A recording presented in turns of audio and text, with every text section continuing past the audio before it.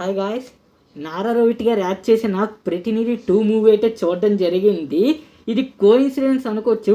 10 years back ఇదే డేట్లోనైతే part 1 అయితే release చేశారు. ఇప్పుడు పార్ట్ 2 కూడా అయితే రిలీజ్ అయిపోయింది. బాగుంది భయ్య.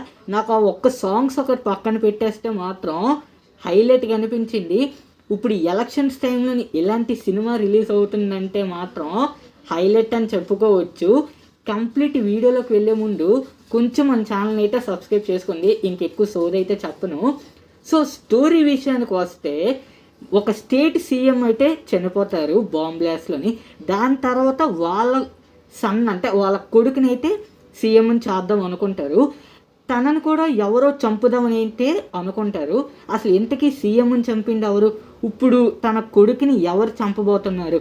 ఈ 2 విషయాలను మన నారా రోహిత్ గారు బయట పెట్టారా లేదా, అది తెలియాలంటే మూవీ అయితే చూడాలి.